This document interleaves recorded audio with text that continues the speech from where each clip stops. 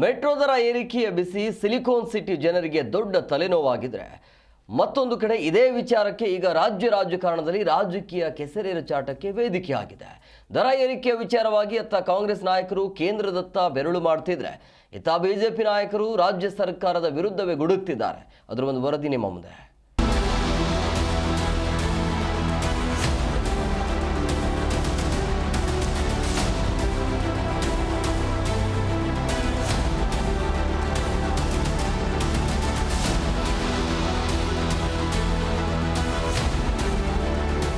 ಬೆಂಗಳೂರಿನ ಜೀವನಾಡಿ ನಮ್ಮ ಮೆಟ್ರೋ ದರ ಏರಿಕೆ ಈಗ ಕೇವಲ ಪ್ರಯಾಣಿಕರ ತಲೆನೋವಾಗಿ ಉಳಿದಿಲ್ಲ.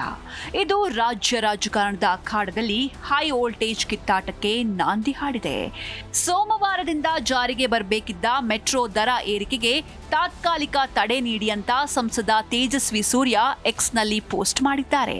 ದರ ಏರಿಕೆ ನಿರ್ಧಾರ ರಾಜ್ಯ ಸರ್ಕಾರದಾಗಿದ್ದು ದರ ಏರಿಕೆ ವಿಚಾರದಲ್ಲಿ ಕೇಂದ್ರದ ಮೇಲೆ ಗೂಬೆ ಕೂರಿಸಬೇಡಿ ಅಂತ ರಾಜ್ಯ ಸರ್ಕಾರದ ವಿರುದ್ಧ ಗುಡುಗಿದ್ದಾರೆ. ಇದ್ರ ಮಧ್ಯದಲ್ಲಿ ರಾಜ್ಯ ಸರ್ಕಾರ ಪದೇ ಪದೇ ಇದು ಮೋದಿ ಗೌರ್ಮೆಂಟ್ ಮಾಡ್ತಾ ಇರೋದು, ಕೇಂದ್ರ ಸರ್ಕಾರ ಮಾಡ್ತಾ ಇರೋದು ಅಂತ ಪ್ರತಿದಿನ ಸುಳ್ಳು ಹೇಳ್ತಾ ಇದ್ದಾರೆ. ನನಗಿದನ್ನು ಕೇಳಿ ಬೇಜಾರಾಗೋಗಿದೆ. ಇವತ್ತು ಸಾರ್ವಜನಿಕರಿಗೆ ಅರ್ಥ ಆಗಲಿ ಅನ್ನೋ ಕಾರಣಕ್ಕೋಸ್ಕರ, ಸತ್ಯ ಏನು ಅನ್ನೋದು ಬಹಿರಂಗ ಆಗಲಿ ಅನ್ನೋ ಕಾರಣಕ್ಕೋಸ್ಕರ ಫೇರ್ ಫಿಕ್ಸೇಷನ್ ಕಮಿಟಿ ಎದುರುಗಡೆ ರಾಜ್ಯ ಸರ್ಕಾರ ಏನು ಆರ್ಗ್ಯುಮೆಂಟ್ ಮಾಡ್ತು ಅನ್ನುವಂಥ ಅವರ ಆರ್ಗ್ಯುಮೆಂಟನ್ನೇ ನನ್ನ ಟೀ ಶರ್ಟ್ನಲ್ಲಿ ನಾನು ಪ್ರಿಂಟ್ ಮಾಡ್ಕೊಂಡು ತೊಗೊಂಬಂದಿದ್ದೆ. ಮೆಟ್ರೋ ದರ ಏರಿಕೆ ವಿಚಾರವಾಗಿ ಸಂಸದ ತೇಜಸ್ವಿ ಸೂರ್ಯ ಅವರ ಹೇಳಿಕೆಗೆ ಸಚಿವ ದಿನೇಶ್ ಗುಂಡೂರಾವ್ ತಿರುಗೇಟು ನೀಡಿದ್ದಾರೆ. ದರ ಏರಿಕೆ ಮಾಡಬಾರದು ಎಂಬುದು ರಾಜ್ಯ ಸರ್ಕಾರದ ನಿಲುವಾಗಿದ್ರೂ ಬಿಜೆಪಿಯವರು ಈ ವಿಷಯದಲ್ಲಿ ರಾಜಕೀಯ ಮಾಡ್ತಿದ್ದಾರೆ. ದರ ಪರಿಷ್ಕರಣೆಯಲ್ಲಿ ಕೇಂದ್ರದ ಪಾತ್ರವಿರುವಾಗ ಸಂಸದರು ಸುಮ್ಮನೆ ರಾಜ್ಯ ಸರ್ಕಾರದ ಮೇಲೆ ಗೂಬೆ ಕೂರಿಸುತ್ತಿದ್ದಾರೆ ಅಂತ ಸಚಿವರು ವಾಗ್ದಾಳಿ ನಡೆಸಿದ್ದಾರೆ. ಇದು ಏನು ಕಮಿಟಿ ಇದೆ ಅದರಲ್ಲಿ ಕೇಂದ್ರ ಸರ್ಕಾರದವರು ಕೂಡ ಇದ್ದಾರೆ. ಸೊ ಅವರು ತೀರ್ಮಾನ ಮಾಡಿರ್ತಕ್ಕಂಥ ಸುಮ್ಮನೆ ಇವರು ಆಗಿದ ತಕ್ಷಣ ನಮ್ಮ ಮೇಲೆ ಗೂಬೆ ಕೂರಿಸುವಂತ ಪ್ರಯತ್ನ ಮಾಡಿ ಈಗ ಅವ್ರದ್ದು ಅಲ್ಲಿಂದನೇ ಆಗಿದೆ ಅಂತ ಗೊತ್ತಾಯ್ತು. ಈಗ ನಾವು ಅದನ್ನ ತಡೆ ಹಿಡಿದಿದ್ದೇವೆ ಅಂತ ಸೂರ್ಯ ಅವರು ಹೇಳ್ತಾ ಇದ್ದಾರೆ. ಅದೇ ಅಧಿಕೃತ ಆದೇಶ ಬರಬೇಕಲ್ಲ. ಸೊ ಅದನ್ನು ಮುಖ್ಯಮಂತ್ರಿಗಳು ಕೂಡ ಹೇಳಿದ್ದಾರೆ. ಇನ್ನು ಡಿಸಿಎಂ ಡಿಕೆ ಶಿವಕುಮಾರ್ ಮೆಟ್ರೋ ದರ ಏರಿಕೆ ವಿಚಾರವಾಗಿ ಸಂಸದ ತೇಜಸ್ವಿ ಸೂರ್ಯ ಅವರ ಹೇಳಿಕೆ ಕೇವಲ ಪ್ರಚಾರಕ್ಕಾಗಿ ಅಂತ ಟೀಕಿಸಿದ್ದಾರೆ. ದರ ನಿಗದಿ ಸಮಿತಿಯು ಸ್ವಾಯತ್ತ ಸಂಸ್ಥೆಯಾಗಿದ್ದು ಕೇವಲ ಗಾಳಿಯಲ್ಲಿ ಮಾತನಾಡುವ ಬದಲು ದರ ಏರಿಕೆ ಬೇಡ ಎನ್ನುವ ಬಿಜೆಪಿಯವರು ಒಟ್ಟಾಗಿ ಮೊದಲು ರಾಜ್ಯ ಸರ್ಕಾರಕ್ಕೆ ಮತ್ತು ಕೇಂದ್ರಕ್ಕೆ ಅಧಿಕೃತವಾಗಿ ಪತ್ರ ಬರೆದು ಒತ್ತಡ ಹೇರಲಿ ಅಂತ ಡಿಕೆ ಶಿವಕುಮಾರ್ ಸವಾಲು ಹಾಕಿದ್ದಾರೆ. ಅವ್ರು ಖಾಲಿ ಮಾತಾಡೋದು ಬೇಡ. ಅವರು ಫಸ್ಟು ಸರ್ಕಾರಕ್ಕೆ, ನನಗೆ, ಕೇಂದ್ರ ಸರ್ಕಾರಕ್ಕೆ, ನನಗೆ ಇಬ್ರು ಸೇರಿ ಎಲ್ಲ ಎಂಪಿಗಳು ಕಾಗದ ಬರೀಲಿ. ಯಾರು ಬೇಡ ಅಂತ ಹೇಳ್ತಾ ಇದ್ದಾರೆ, ನಾವು ಬೇಡ ಅಂತ ಹೇಳ್ತಾ ಇದೀವಿ, ಅದು ಬೇರೆ ವಿಚಾರ. ಯಾರು ಎಂಪಿ ನಾನು ಒಬ್ಬನ ಹೆಸರು ಹೇಳಕ್ ನಾನು ತಯಾರಿಲ್ಲ. ಎಲ್ಲರೂ ಸೇರಿ ಫಸ್ಟು ಕಾಗದ ಬರೀಲಿ. ನಿಮ್ದು ಪ್ರತಿಭಟನೆ ಇದೆ, ವಿರೋಧ ಮಾಡಬಾರ್ದು ಅನ್ನೋ ದೃಷ್ಟಿಯಿಂದ ಅವರು ಪ್ರೈಮ್ ಮಿನಿಸ್ಟರ್ಗೂ ಬರೀಲಿ, ಸೆಂಟ್ರಲ್ ಮಿನಿಸ್ಟರ್ಗೂ ಬರೀಲಿ, ಆಮೇಲೆ ಮಾತಾಡೋಣ.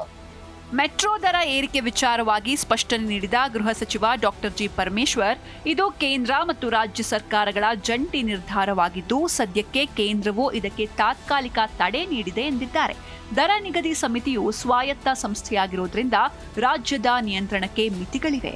ಹೀಗಾಗಿ ಉಭಯ ಸರ್ಕಾರಗಳು ಚರ್ಚಿಸಿ ಅಂತಿಮ ತೀರ್ಮಾನ ಕೈಗೊಳ್ಳಲಿವೆ ಅಂತ ಅವರು ತಿಳಿಸಿದ್ದಾರೆ. ಈ ಮೆಟ್ರೋದು ಪದೇ ಪದೇ ಗೊಂದಲ ಆಗೇ ಆಗ್ತದೆ. ಅವರು ನಾವು ಇಬ್ಬರು ಸೇರಿ ಮಾಡುವಂಥದ್ದು ಯೋಜನೆ. ಅವರು ಕೂಡ ಕನ್ಸಲ್ಟ್ ಮಾಡಲೇಬೇಕಲ್ಲ, ಇನ್ಕ್ರೀಸ್ ಮಾಡೋಕ್ಕಾಗಲಿ ಡಿಕ್ರೀಸ್ ಮಾಡೋಕ್ಕಾಗಲಿ. ಈಗ ಅವರು ಹೋಲ್ಡ್ ಮಾಡಿದ್ದಾರೆ.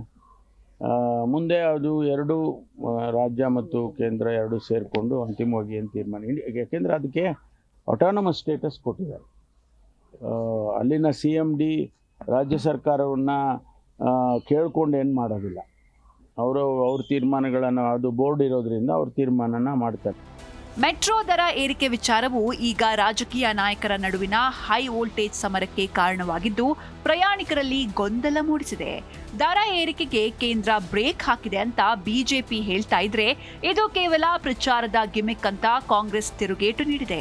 ಆದ್ರೆ ಸರ್ಕಾರದ ಮಟ್ಟದಲ್ಲಿ ರಾಜಕೀಯ ಜಟಾಪಟಿ ನಡೀತಾ ಇದ್ರೂ ಯಾವುದೇ ಅಧಿಕೃತ ಲಿಖಿತ ಆದೇಶ ಬಾರದ ಹಿನ್ನೆಲೆಯಲ್ಲಿ ಫೆಬ್ರವರಿ 9ರಿಂದಲೇ ದರ ಏರಿಕೆ ಜಾರಿಯಾಗಲಿದೆ ಅಂತ ಬಿಎಂಆರ್ಸಿಎಲ್ ಸ್ಪಷ್ಟಪಡಿಸಿದೆ. ರಾಜಕೀಯ ಏನೇ ಇರಲಿ, ಅಂತಿಮವಾಗಿ ಬೆಲೆ ಏರಿಕೆಯ ಬಿಸಿ ಮಾತ್ರ ಸಾಮಾನ್ಯ ಜನರಿಗೆ ತಟ್ಟುವಂತಾಗಿದೆ. News desk, Zee Kannada news, Bengaluru.